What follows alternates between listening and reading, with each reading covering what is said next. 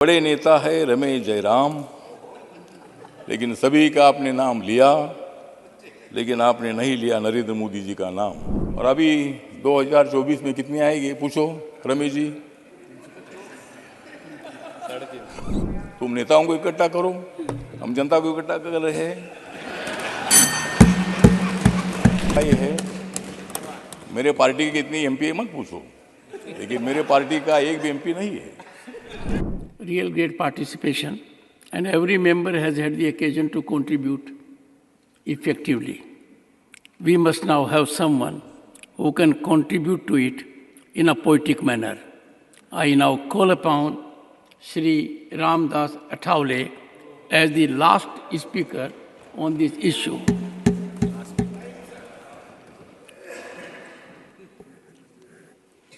सभापति महोदय,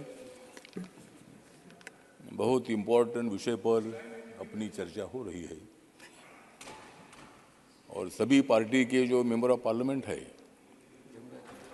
ये साइंटिस्ट की स्तुति कर रहे हैं। अभी मैं 4 दिन लंदन में था तो वहाँ मुझे बहुत सारे लोग मिले और उन्होंने मेरा अभिनंदन किया कि भारत के साइंटिस्ट ने बहुत बड़ा काम किया है। और हम जानते हैं हमारे जयराम रमेश जी हमारे पुराने मित्र भी है, बहुत क्लेवर आदमी भी है, कांग्रेस को बढ़ाने में उनका बहुत बड़ा योगदान भी है। लेकिन मैं इतना ही बताना चाहता हूं कि कांग्रेस के बड़े नेता है रमेश जयराम, कांग्रेस के बड़े नेता है रमेश जयराम, लेकिन सभी का आपने नाम लिया, लेकिन आपने नहीं लिया नरेंद्र मोदी जी का नाम।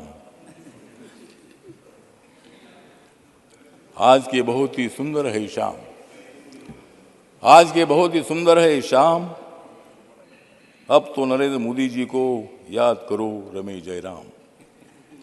हम जानते हैं कि इसमें पूरा साइंटिस्ट का हिस्सा है।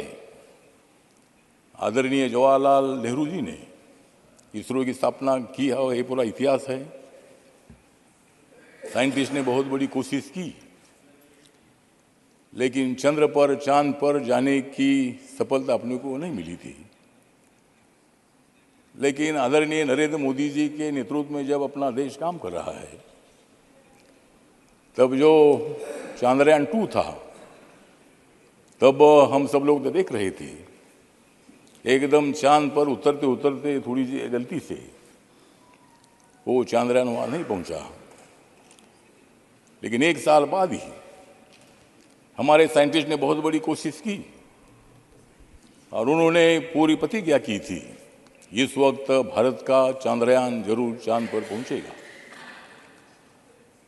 और जब चांद्रयान 2 में हम सफल नहीं हुए थे तो माननीय नरेंद्र मोदी जी ने बेंगलोर में जाकर उनका अभिनंदन किया था। आपने डरो मत, मैं आपके साथ हूं और चांद्रयान 3 की तैयारी करो। और चांद्रयान 3 अपना सफल हुआ है। जो भारत अभी पूरे देश दुनिया भर में भारत का नाम है, पहले भी नाम था लेकिन अभी और ज़्यादा बढ़ गया है। और इसीलिए मुझे लगता है कि इसमें राजनीति करने की बिल्कुल आवश्यकता नहीं है। सभापति महोदय, जो होता है उसमें सभी लोगों ने सहयोग करना चाहिए। जब नरेंद्र मोदी जी के कार्यकाल में हुआ है, उन्होंने मतलब उसमें 13,500 करोड़ रुपए इस चांद्रयान के लिए उन्होंने दे दिए थे और उसमें मतलब नाम लेने में क्या दिक्कत है। रमेश जयराम तो आदरणीय नेता है और आपने मोदी साहब का नाम लिया नहीं। आप मत ले लो, आप नहीं लेते, लेकिन हम लोग ले लिए, जनता ले रही है, इसलिए ठीक बात है, वो बात नहीं है। लेकिन जयराम रमेश जी ने बहुत अच्छा इतिहास बताया, पूरा 1952 से लेकर अभी तक का इतिहास पूरा बताया। इसी तरह मतलब चांद्रयान में हम सफल हुए हैं, G20 की अध्यक्षता अपने को मिली है, डेवलपमेंट की दिशा से हम आगे बढ़ रहे हैं। सभापति महोदय हमसे नहीं बोलते कि भाई हमने पूरा क्या किया है, आप लोगों ने भी किया है, लेकिन जो आपने किया नहीं वो करने के लिए हम लोग आए हैं। आप अगर करते थे तो हम नहीं आते थे, जनता हमको आने नहीं देती थी। तो इसीलिए मतलब ठीक बात है, सत्ता जनता जो तय करती है उनको सत्ता मिलती है। भारतीय जनता पार्टी के 1982 में दो एमपी थे। अटल जी के टाइम पर 182 लोग चुनकर आए। नरेंद्र मोदी साहब के टाइम पर 2014 में 282 लोग चुनकर आए। 2019 में 303 लोग चुनकर आए। और अभी 2024 में कितने आएंगे पूछो रमेश जी? ठीक है, मतलब तो जो है वो तो 2024 में आप भी तैयारी करो। आप जितने लोगों को इकट्ठा करना उतना करो। तुम नेताओं को इकट्ठा करो, हम जनता को इकट्ठा कर रहे हैं। Thank you, thank you, thank you honourable minister, thank you. नहीं ठीक है ना, उनको भी अधिकार है, उनको सत्ता में आने का अधिकार है। आप 60 साल तक सत्ता में रहे हैं, मैं भी आपके साथ रहा हूँ। तो इसीलिए मुझे लगता है कि लोकतंत्र में जिनको जनता उनके साथ जाती है उनको सत्ता मिलती है। आपने कई नेताओं को आपने एक साथ लाया है, हमको ज़्यादा नेताओं को साथ में लाने की जरूरी नहीं है, क्योंकि और भी ज़्यादा पार्टियों को ले लेंगे तो टिकट देना मुश्किल हो जाएगा। Thank you, thank you. नहीं ठीक है ना, मतलब ज़्यादा हमको पार्टियों की जरूरी नहीं है। हमारी ताकत है बीजेपी के साथ मेरी आरपीआई है, बाबा साहब अम्बेडकर जी की पार्टी है। गांव-गांव में मेरी पार्टी की शाखाएं है। मेरे पार्टी की कितनी एमपी है मत पूछो, लेकिन मेरे पार्टी का एक भी एमपी नहीं है।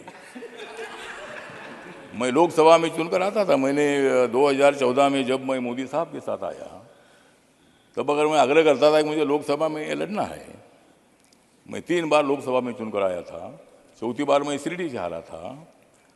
तो मैंने सोचा कि और 5 साल के बाद क्षेत्र बदलना ठीक नहीं है, इसीलिए मैंने बीजेपी के पास मैंने राज्यसभा मांगी और बीजेपी ने मुझे राज्यसभा दी। नहीं तो मैं लोकसभा में आता था। लेकिन मैं राज्यसभा में आने के बावजूद भी माननीय नरेंद्र मोदी जी ने मुझे उनके मंत्रिमंडल में ले लिया है। Thank you. और सामाजिक न्याय और अधिकारिता मंत्रालय की जिम्मेदारी। Thank you, thank you, thank you. इसीलिए ठीक बात है, तो इसीलिए थैंक यू। ठीक बात है, तो इसीलिए हम सब लोग जो है हमारी 2024 की तैयारी चल रही है।